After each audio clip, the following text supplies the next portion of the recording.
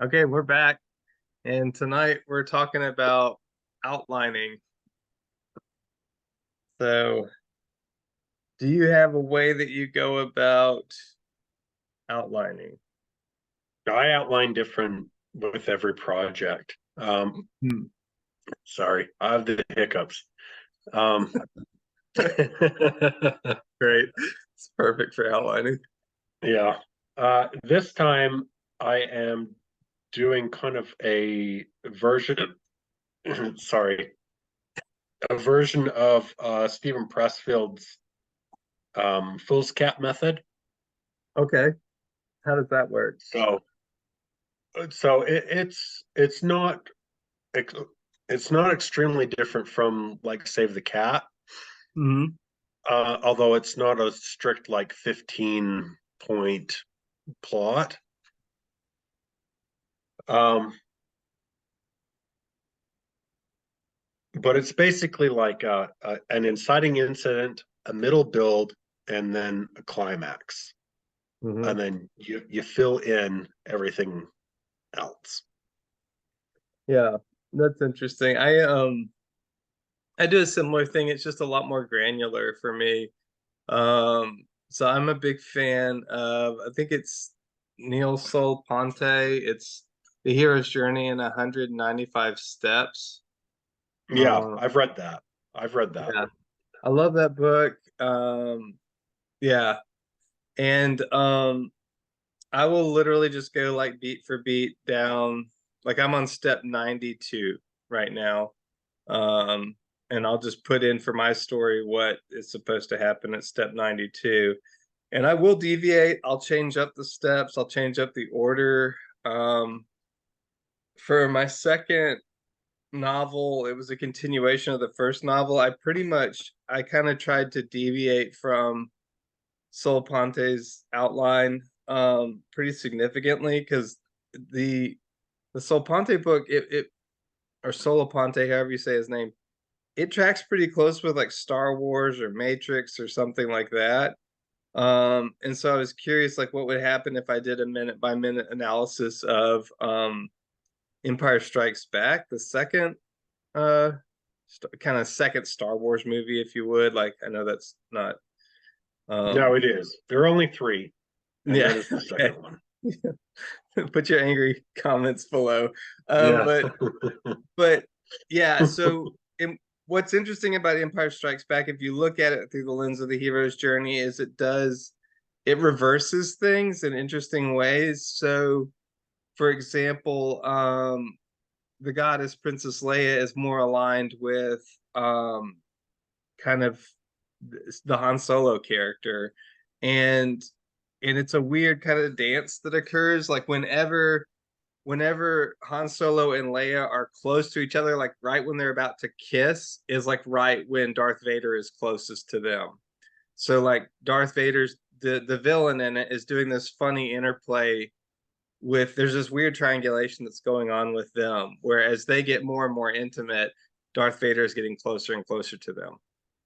And then he breaks away completely. Um, and Luke has this weird encounter with the mentor where instead of the hero rejecting the mentor three times, the mentor rejects the hero three times. Yoda says that Luke isn't ready like three times. And so it's this weird kind of reversal of some of the roles and expectations of the hero's journey. Um, and it ends, of course, on a downbeat. It ends with um, the hero kind of realizing that the Darth Vader is his father, and there's so all of that kind of jives with hero's journey stuff, but it definitely ends with the bad guys winning, which is not kind of the hero's return normally. Um, Although I guess in a way, here Luke has come to a deeper knowledge of who he is, but it seems a lot more ambiguous, like who the hero is in that movie. Even though Luke has the encounter with Yoda or whatever, Han Solo definitely has upped his game quite a bit, and so I don't know. Um, I would say Empire Strikes Back is a more complicated plot than um, than Star Wars. And so but for this project, I've gone back to just the straight hero's journey and just using that at least initially, and then I'll massage it from there and deviate from there. Um, Yeah, yeah. I think that sounds good. That the first thing that makes me think about is like using Joseph Campbell in the monomyth, the idea Mm, that there is only one story, mm, resonates with what you said last time about how you think there's only one plot, or a very finite number of plots and characters where variety comes into the equation. yeah, I think, yeah, I think there's a vanishingly small number of like winning chess games, if that makes sense. And so I don't think the hero's journey is the only game, but it is a very strong game, and there's a reason why, like, why we keep connecting with it. And I think, just to philosophize about it just a little bit, one of the reasons why we're so obsessed with superheroes right now is I think part of the zeitgeist of the time that we're in is we no longer think about ourselves as being within the hero's journey. And so we've created superheroes where people are still engaged with the hero's journey. But I think when the hero's journey was first introduced to the human experience, it was meant to be understood as this is our journey. Like this is our journey and we're on it. And like it Do was you very much like, hmm. do you mean like in the ancient past or like in the 1940s when Joseph Campbell articulated it? I mean in the ancient past, like when the story was first told, it was meant to Okay. be a means to create survival for people groups. And the story was always about survival. Like the story was always about like, I went to this place and there was water there, and I've come back to tell you that there's water there, but there was also a lot of bears. You know what I mean? Like, so I think that's always been the journey, and that's why it's so baked into our DNA, is it's directly tied to survival, like Maslowian survivalistic things. I mean, the similar with like another important plot or story that we tell is the love story, right? I think it is a separate story from the hero's journey, but it still has to do with survival of the species. Like I met this girl and it was really complicated, and she was really complicated, and I was really complicated, but in the end, we had a baby. You know, You didn't like just that's beat her over the head with a club and drag her back to your cave? no, it was actually more complicated than that. Like No. they're like, oh, okay, yeah, yeah. I think that's so. Those two stories are really strong stories, and I think there's maybe a third story that is like I think there's a story that has to do with the creation of states and cities, Like so nation kind of, building yeah, like a nation building, like the king's story, or like if culture you building? um I think it's like the story of how an empire, like the story of Romulus and Remus is an Okay. important story of where Rome comes from, or the The kind story of of civic story. a civic story. And so this is why the Like Athenian how we people have conceive of ourselves as a people. hmm. And so you still see that story played out even here in America in like crests or like state flags or state seals. Those state seals are trying to tell a story that's a civic story. Um, and in Athens, they had Athena, they worshipped Athena, and there was some trivium of gods that they worshipped, and it was part of what it meant to be an Athenian, you know.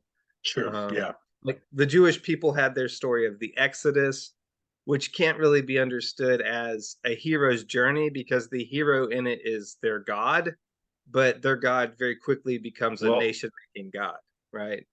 Um, an interesting wrinkle in that is Joseph Campbell says the hero is the people. yeah, yeah, it's a way of where the people, yeah, that's it, the civic hero's story, right? Like he But said, he intentionally separates Moses from being like Moses is not the hero. The right, Jewish people are the hero. yeah.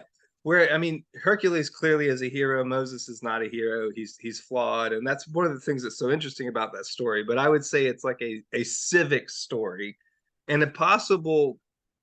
So that would be three, and a possible fourth in my thinking is the God story.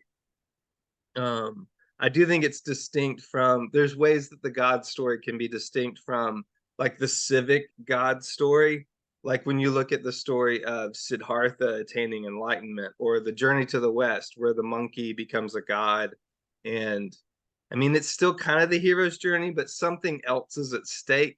Something transcendent is at stake. And it has nothing to do with really the creation of nations or people. It has nothing to do with procreation. It has really nothing to do with survival. There's some other kind of variable that's there, metaphysical thing.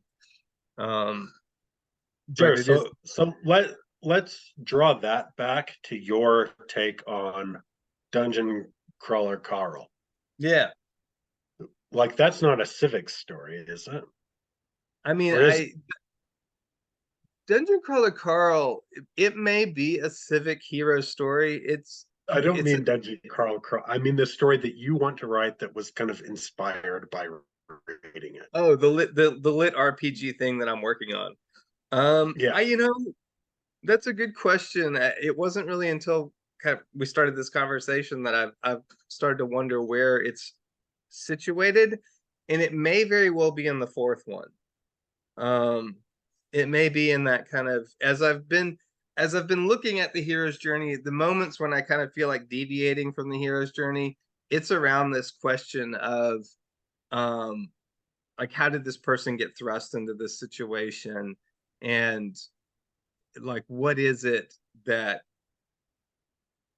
what is it that's at stake when you get to that moment where the stakes increase, because I think that's an important moment in any outline. And one of the main reasons I think we do outline is to articulate those foreshadowing, how foreshadowing should occur, um, and then how the stakes are going to increase, because those are like multifaceted things, and they require a lot of support, narrative support to work. Um, and so, yeah, Yeah, I'm totally agreeing with you about that. yeah, the so I don't know. I think the stakes are bigger than the typical hero's journey stakes.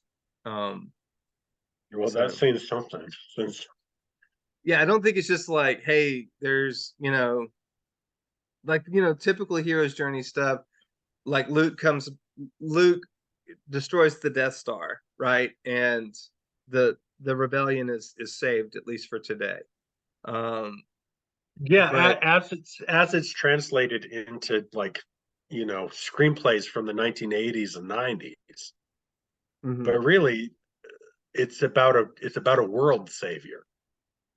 Yeah, and I think that's the part that maybe Star Wars misses. As much as I love Star Wars, like I was talking to this guy who teaches Russian literature at Ole Miss, and he was like, "I can't stand American science fiction. I love Russian science fiction." And I was like, "Well, tell me more about this." And he said, "Well, like for example, Star Wars, the Empire just destroys the planet Alderaan around like the midpoint of the movie, and then the movie just moves on. Like if that was a Russian movie, the entire movie would be about the guy who had to push the button to destroy Alderaan, and him like living his life like drinking vodka for like the rest of the movie would just be him drinking vodka and thinking about Alderaan."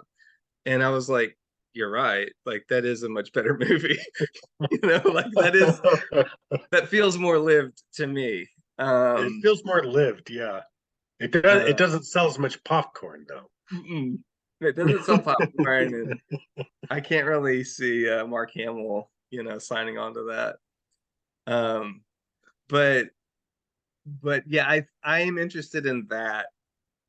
I'm interested in that, I guess is what I'm saying. Like, so some of the books that I've been thinking about is like books like Solaris, like how does Solaris. So if you got this like if what you're foreshadowing is this maker, this creator that is like totally depressed, it thinks its creation's pointless, um like how do you foreshadow that? Like what's at stake there? And I think Solaris is a good example of one of maybe one of these books that's in like the fourth realm, I don't other know books what the that fourth realm means. like kind of like this, like it's not a civic hero story, it's like this other hero story. Roadside Picnic is another one that feels like it's in this other, like this fourth kind of story. Um, these metaphysics, Borges feels a lot like he's in this kind of fourth area. Okay, I You get get where I'm saying? Borges. Like it's all this kind of uncanny stuff. Like even more recently, who's it? Jeff Vandermeer's Annihilation. That's not really a Yeah, hero's journey. It's not a love story. I mean, it has elements of a love story in it. It's not a civic story. It's in this other camp, you know. yeah, And I think when you realize, for me, when you realize it is asking the question, what's at stake? Like when you ask what's at stake, I think that tells you who the story is for, who your reader is, and kind of what domain you're kind of dabbling in. well, that helps me a lot to to to say like who is, like, in identifying who the reader is. It's that is a question about what are the stakes, what's at stake. Mhm. That's who the reader is. Yeah, yeah, it's the person that can connect with this, and so yeah, I there's a lot more that could be said about that. I think so. That's what I was kind of driving at with this question of like something burned, something stolen.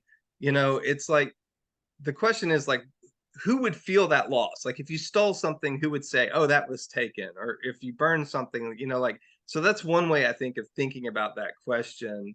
Another way is just like I think it's important, especially when we're starting out with a project, not to have like kid gloves around things. Like we spend all this time building a world, but we shouldn't be afraid of like punching holes in it either. Like we should give ourselves, and I think in the outline, that's where we can start to think, okay, here's like I think about Flannery Connor, like we should try to get away with as much as we can, but realize the reader's not going to let us get away with much. Like we should be able to like kind of destroy our own stuff to some degree, but I think outlining is important to let me know, okay, where am I too on the nose? Like, where did I lose my balance or my thread? So I'm not married to the outline, but it's like the sheet music that I'm reading as I'm improvising, you know.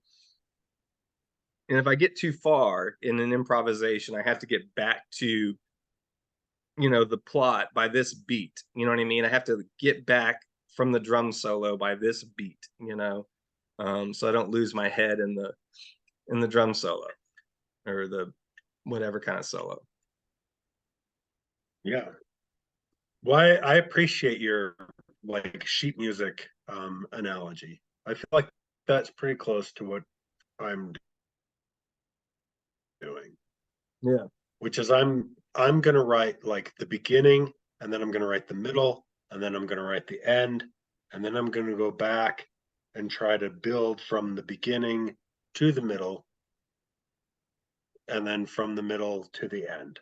And That's good. I have no expectation what that's going to look like. I know the beginning, I know the end, and I know the kind of the crux or the fulcrum that the whole thing turns on in the middle. And then when we get to November and I'm just like writing to save my life, I'm just Mhm. driving from the beginning to the middle, and then once I get to the middle, I'm going to drive from the middle to the end. Yeah. Which this is, I can't vouch for this. I've never done it this way before. It's an experiment. I've never found the right way to do this part for me. Never Mhm. found like that's my system. That's the way that I do it, you know. Every project is different for me. Some of them are more heavily plotted, some of them are less heavily plotted. Sometimes I plot less and think I should have plotted more. Sometimes I plot a lot and think I should have plotted less. I've never found like something that just feels right and that's the way I do it. Every project is a new try at trying to discover that, you know. So I don't vouch for any kind of method or philosophy of outlining or plotting. I've not found one that I just stand behind. I think I Every have. time I try something different. I think I have. And I think it may, I don't know, it's something I want to talk about it next time. Because we pretty much had our time for today. Um, but I want to think about like a how to put the outline in conversation with something else. So some other body of information. What, So I'll explain briefly what I mean, but we'll talk more such about it in a moment. as? So, like for example, with your first book, The Crow's Head, correct? It had the outline of the story. It had the narrative outline. I'm sure Yeah. you outlined it to some degree, but then you place that document in conversation with a huge amount of information about alchemy. Um, and and whether or not you were conscious of it, those Yes. two things were in conversation with it. There was a dialogue that was occurring, and that dialogue was the book. Um, and so I do think it's important to kind of have. Yeah, but that dialogue is the thing that I was talking about last time. We're asked to go back and forth, and Yeah, you've got to constantly be kind of revising it based on the input, you know. yeah, So you're right, but it's not like I statically just set it out and then executed it. It was constantly changing as I kind of found things, you know. yeah, yeah. So hold on to that thought. I think there's enough for us to mine there about like, so you've got your outline. Now, how do you figure out what to put into conversation with? Because I think with some of my first writing projects, that's where I kind of lost my lunch. Like I went too far down the rabbit hole, so to speak, of that other body of knowledge. And I lost the thread of the conversation. Like I feel like one of the reasons we have the outline is we can constantly pull back on that the kind of dark pull of that body of knowledge because we're not writing that body of knowledge. That's but we want it to inform things. Um, but yeah, I've already probably said too much. Um, That's a good point. Yeah. yeah, I agree with you. I think another thing that we need to kind of work in is the more practical problem of what are we going to do with 30 days yeah, in November? yeah, yeah. We'll definitely. I think yeah, we should circle back to that. That so next week or next Tuesday, let's talk about um the kind of putting the outlining conversation with a body of knowledge, a separate body of knowledge, and then on Thursday, a week from today, talk about just the practical sides of planning, you know, as best as you can. Because I mean, I feel like it's Okay. not really planning, but it Yeah. is. There's a goal to be set. I mean, good night. Well, okay. Yep. Yeah, Good good night for night. tonight. We'll come back. We're past time. See you, man.